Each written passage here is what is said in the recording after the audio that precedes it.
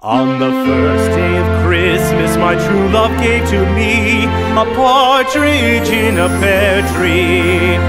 On the second day of Christmas, my true love gave to me two turtle doves and a partridge in a pear tree.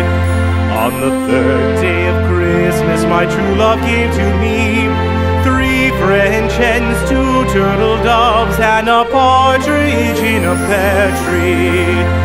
On the fourth day of Christmas, my true love gave to me four calling birds, three French hens, two turtle doves, and a partridge in a pear tree.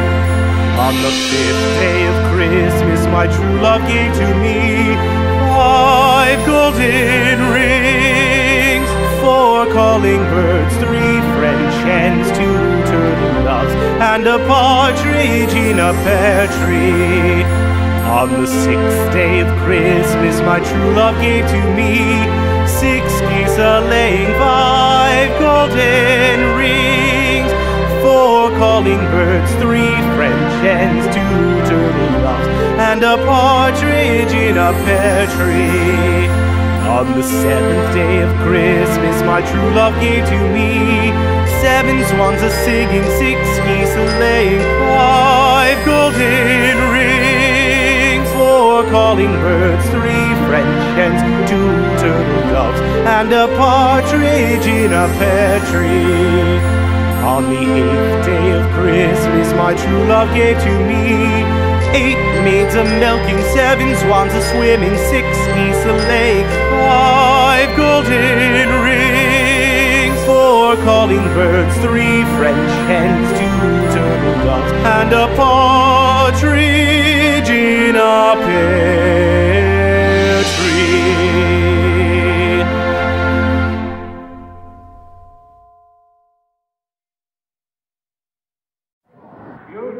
Fitzgerald Kennedy, do solemnly swear. I, John Fitzgerald Kennedy, do solemnly swear. That you will faithfully execute the office of President of the United States. That I will faithfully execute the office of President of the United States. And will, to the best of your ability. And will, to the best of my ability. Preserve, protect, and defend the Constitution of the United States. Preserve, protect, and defend the Constitution of the United States. So help you God. So help me God.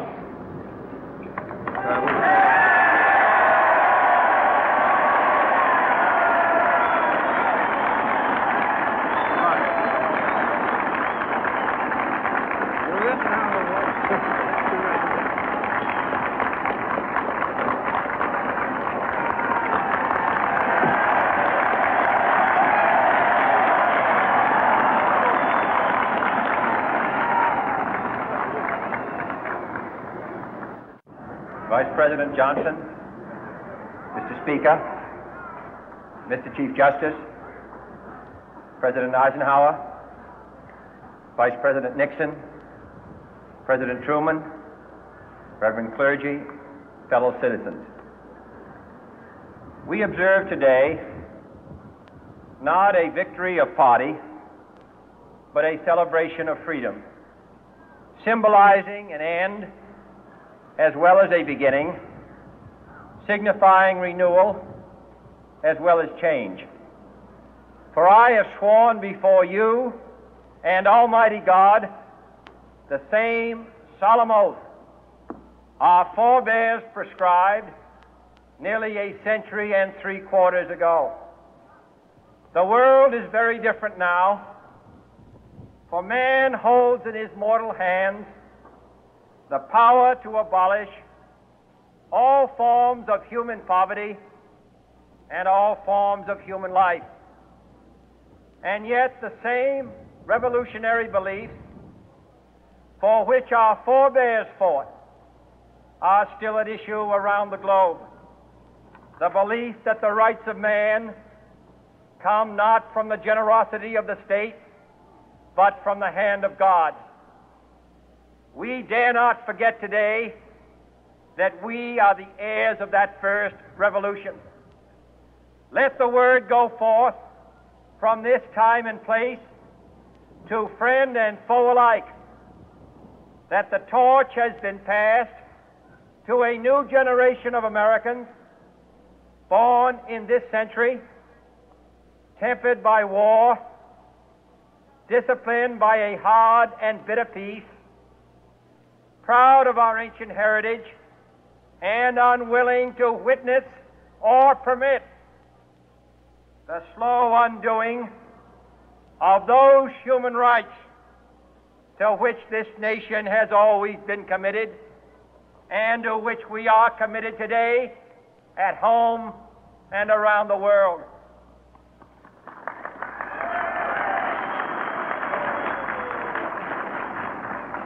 Let every nation know, whether it wishes us well or ill, that we shall pay any price, bear any burden, meet any hardship, support any friend, oppose any foe to assure the survival and the success of liberty.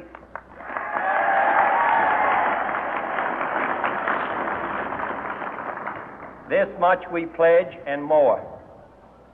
To those old allies whose cultural and spiritual origins we share, we pledge the loyalty of faithful friends. United, there is little we cannot do in a host of cooperative ventures. Divided, there is little we can do, for we dare not meet a powerful challenge at odds and split asunder. To those new states whom we welcome to the ranks of the free, we pledge our word that one form of colonial control shall not have passed away merely to be replaced by a far more iron tyranny. We shall not always expect to find them supporting our view, but we shall always hope to find them strongly supporting their own freedom, and to remember that in the past, those who foolishly sought power by riding the back of the tiger ended up inside.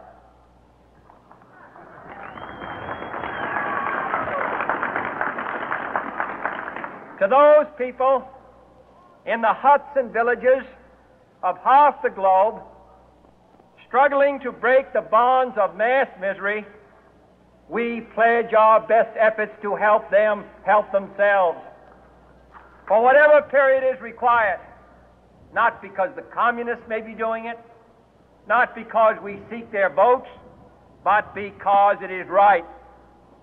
If a free society cannot help the many who are poor, it cannot save the few who are rich.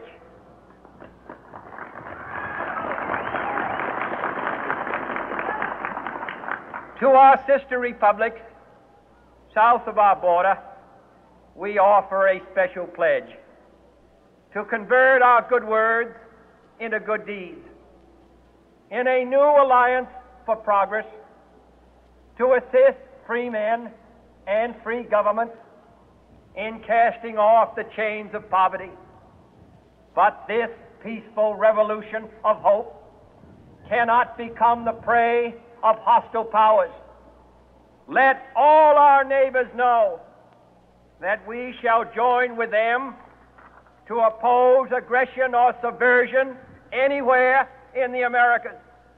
And let every other power know that this hemisphere intends to remain the master of its own house.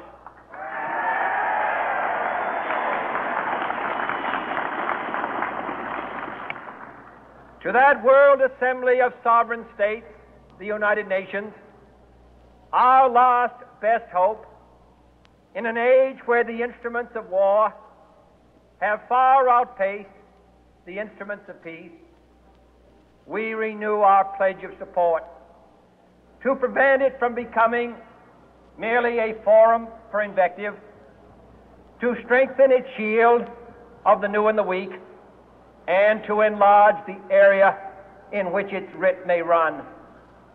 Finally, to those nations who would make themselves our adversary, we offer not a pledge, but a request that both sides begin anew the quest for peace. Before the dark powers of destruction, unleashed by science, engulf all humanity in planned or accidental self-destruction. We dare not tempt them with weakness, for only when our arms are sufficient beyond doubt can we be certain beyond doubt that they will never be employed. But neither can two great and powerful groups of nations take comfort from our present course, both sides overburdened by the cost of modern weapons, both rightly alarmed by the steady spread of the deadly atom, yet both racing to alter that uncertain balance of terror that stays the hand of mankind's final war.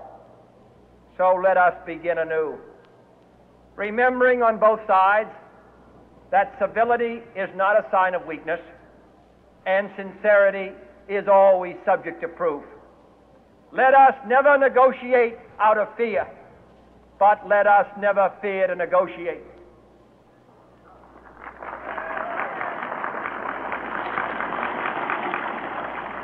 Let both sides explore what problems unite us, instead of belaboring those problems which divide us. Let both sides, for the first time, formulate serious and precise proposals for the inspection and control of arms, and bring the absolute power to destroy other nations under the absolute control of all nations.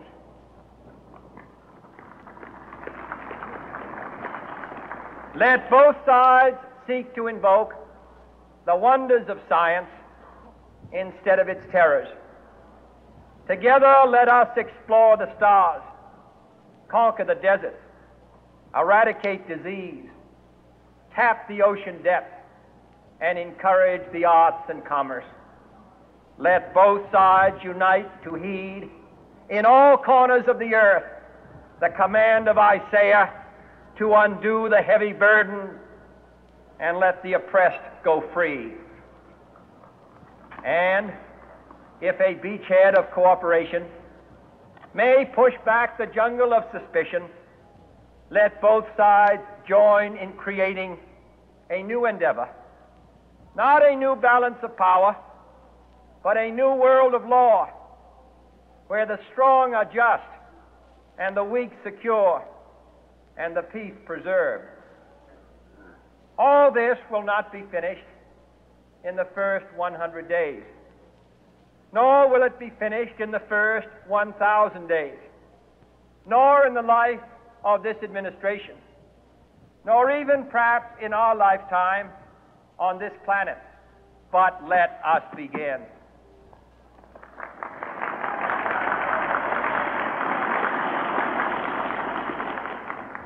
In your hands, my fellow citizens, more than mine, will rest the final success or failure of our course.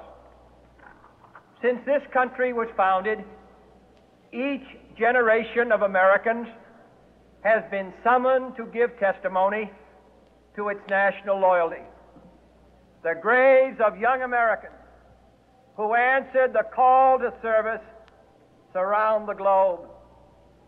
Now the trumpet summons us again, not as a call to bear arms, though arms we need, not as a call to battle, though in battle we are, but a call to bear the burden of a long twilight struggle, year in and year out, rejoicing in hope, patient in tribulation, a struggle against the common enemies of man, tyranny, poverty, disease, and war itself.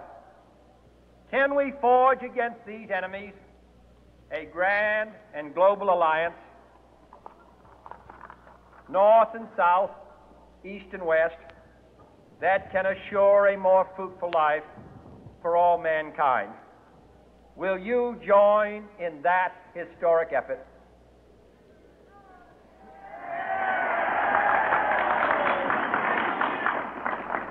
In the long history of the world, only a few generations have been granted the role of defending freedom in its hour of maximum danger. I do not shrink from this responsibility. I welcome it.